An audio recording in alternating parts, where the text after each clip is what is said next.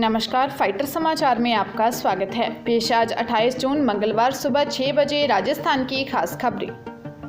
पाली के बांगड़ हॉस्पिटल के burn ward में भर्ती बूटेलाव गांव निवासी हनुमानराम बावरी को उनके बेटे ने डीजल डालकर आग लगा दी थी।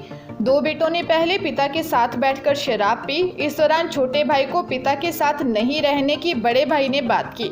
इस पर दोनों में झगड़ा हो गया। यह देख वृद्ध पिता ने उन्हें छुड़ाने का प्रयास किया तो बड़े बेटे ने घर में रखा डीजल पिता पर उड़ेलकर आग लगा दी, जिसे परिवार के अन्य सदस्यों ने बुझाया, लेकिन तब तक उनका पेट व पैर काफी जल चुके थे। सोजत से प्राथमिक उपचार के बाद उन्हें पाली रेफर किया गया। एसएचओ सोजत जसवंत सिंह राजपुरोहित ने बताया कि बूटेलाव गांव में शराब के नशे में हनुमानराम बावरी के बेटे किशोर व दयाल में झगड़ा हो गया। पिता ने छुड़ाने का प्रयास किया तो दयाल ने उन पर डीजल उड़ेलकर आग लगा दी।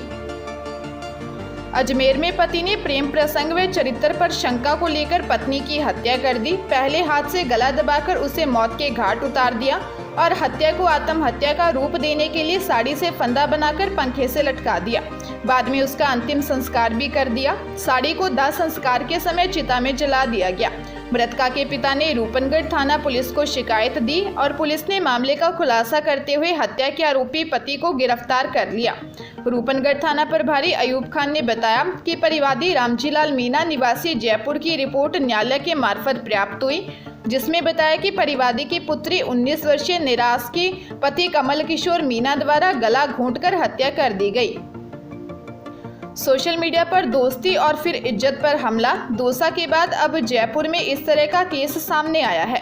सोशल मीडिया पर दोस्ती के बाद दोस्त ने संबंध बनाए और फिर अपने जानकारों के हवाले कर दिया। बाद में जब बच्ची गर्भवती हुई तो मां को पता चला तो घर में बवाल मच गया। प्रारंभिक जानकारी के आधार पर बांकरोटा पुलिस ने बताया कि बच्ची का परिवार मूल रूप से पश्चिम बंगाल का रहने वाला है। परिवार काफी समय से जयपुर में रह रहा है। बच्ची 13 साल कुछ महीने की है और स्कूल में पढ़ती है। उसके पास खुद का मोबाइल फोन है। इंस्टाग्राम पर कुछ लड़कों से दोस्ती के बाद एक लड़के ने बच्ची को मिलने के लिए बुलाया और उससे संबंध बनाए। इसके बाद बच्ची को अन्य लोगों के हवाले कर दिया। एक तो धर्म का नाना ही बताया जा रहा है। पुलिस ने हेमंत, रोहन और हरीश नाम के 3 लोगों के खिलाफ मामला दर्ज किया है। जयपुर के एसएमएस मेडिकल कॉलेज से एमबीबीएस कर रहे 2 छात्रों को देर रात करीब 2 बजे के बाद कार ने टक्कर मार दी। मोती डूंगरी गणेश मंदिर चौराहे पर हुई इस घटना के बाद बाइक में आग लग गई। आग को कुछ देर में काबू पा लिया गया और उसके बाद दोनों छात्रों को एसएमएस अस्पताल में भर्ती करवाया गया। उनमें से एक ने सोमवार को दम तोड़ दिया, दूसरे की हालत गंभीर बनी हुई है। मौके पर पहुंची पुलिस ने बताया कि दोनों छात्रों की उम्र करीब 22 से 25 साल के बीच है। दोनों देर रात बाइक पर सवार थे और गणेश मंदिर चौराहे के नजदीक से होकर गुजर रहे थे। इसी दौरान नजदीक से गुजर रही इनोवा कार ने उनको टक्कर मार दी। दुर्घटना थाना पुलिस ने बताया कि इस हादसे में चोमू निवासी विजय चौधरी की मौत हो गई। वहीं भरतपुर निवासी मृंगाक राणा की हालत गंभीर बनी हुई है। Goods and services tax council अपने 2 दिनों की बैठक में ऑनलाइन स्केल गेमिंग पर बड़ा फैसला ले सकता है। जीएसटी काउंसिल की आगामी बैठक में गुड्स एंड सर्विसेज टैक्स को बढ़ाकर 28% तक किया जा सकता है।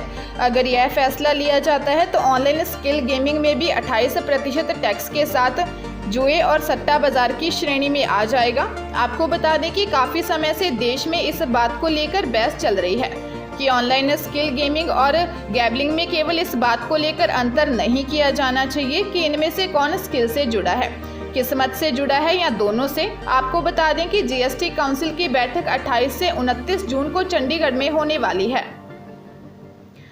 विपक्ष के राष्ट्रपति पद के उम्मीदवार यशवंत सिन्हा ने नामांकन कर दिया है। इस मौके पर कांग्रेस नेता राहुल गांधी और एनसीपी के लीडर शरद पवार समेत कई विपक्षी नेता उनके साथ मौजूद थे। यही नहीं, समाजवादी पार्टी के नेता अखिलेश यादव, सीपीएम के महासचिव सीताराम येचुरी और टीएमसी के सुरेंद्र कुलकर्णी समेत कई अन्य विपक्षी नेता मौजूद थे। कांग्रेस के राज्यसभा में नेता मल्लिकार्जुन खड़गे भी इस मौके पर थे, जो राहुल गांधी के बगल में बैठे नजर आए। इसके अलावा आज सुबह की यशवंत सिन्हा की उम्मीदवारी को समर्थन करने वाली तेलंगाना की सत्ताधारी पार्टी टीआरएस के नेता भी पहुंचे थे। जम्मू कश्मीर से फारूक अब्दुल्ला भी इस मौके पर समर्थन जाहिर करने पहुंचे थे। यशवंत सिन्हा सत्ताधारी एनडीए गठबंधन की ओर से उतारी गई द्रौपदी मुर्मू को चुनौती देंगे। महाराष्ट्र की राजनीति में छाए संकट के बादल के बीच अब एक नया मोड़ सामने आया है। दरअसल इस सियासी गहमा गहमी में प्रवर्तन निदेशालय ईडी की एंट्री हो गई है। ईडी ने शिवसेना सांसद संजय राउत को समन भेजा है और कल पूछताछ के लिए बुलाया है। बता दें कि ईडी के पात्रा चावल भूमि घोटाला मामले में शिवसेना सांसद संजय राउत को आज 28 जून को तलब किया है। संजय राउत ने ट्वीट कर कहा है कि मैं अब समझ गया हूं कि ईडी ने मुझे समन भेजा है। हम सब बाला साहेब के शिव सैनिक बड़ी लड़ाई लड़ रहे हैं, यह साजिश चल रही है। वहीं शिवसेना सांसद प्रियंका चतुर्वेदी ने संजय राउत को समन भेजने को लेकर ईडी पर निशाना साधते हुए एक ट्वीट कर लिखा कि भाजपा से परम भक्ति का सबसे बड़ा उदाहरण पेश करती हुई ईडी डिपार्टमेंट। बता दें कि इससे पहले ईडी ने संजय राउत के करीबी प्रवीण राउत को गिरफ्तार किया था। अजमेर जिले के बांदनवाड़ा के निकट सोमवार को हाईवे पर खड़े ट्रेलर में रोडवेज बस घुस गई, जिससे रोडवेज बस में सवार करीब 15 सवारियां जख्मी हो गई। 6 सवारियां गंभीर रूप से घायल हुई, जिनको उपचार के लिए अजमेर के जवाहरलाल नेहरू अस्पताल रेफर किया गया। हादसे के बाद ट्रेलर का चालक ट्रेलर सहित फरार हो गया। सूचना के बाद पुलिस मौके पर पहुंची और ग्रामीणों की भारी भीड़ जमा हो गई। हादसा कुमावत पेट्रोल पंप के पास हुआ और बस भीलवाड़ा से अजमेर जा रही थी।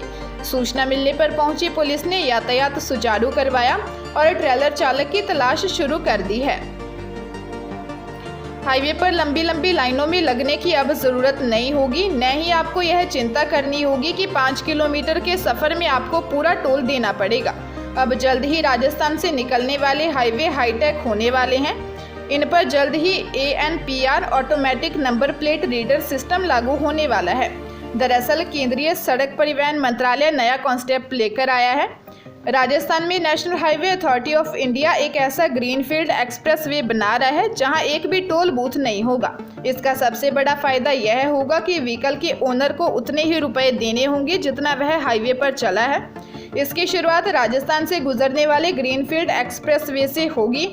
पंजाब के अमृतसर से शुरू होकर गुजरात के जामनगर तक बन रहा यह ग्रीनफील्ड एक्सप्रेसवे राजस्थान से भी जुड़ेगा। इसकी कनेक्टिविटी पंजाब, हरियाणा और अरब सागर के बंदरगाह तक भी होगी। राजस्थान में यह ग्रीनफील्ड एक्सप्रेसवे हनुमानगढ़, बीकानेर, जोधपुर, बाड़मेर और जालोर में बनेगा।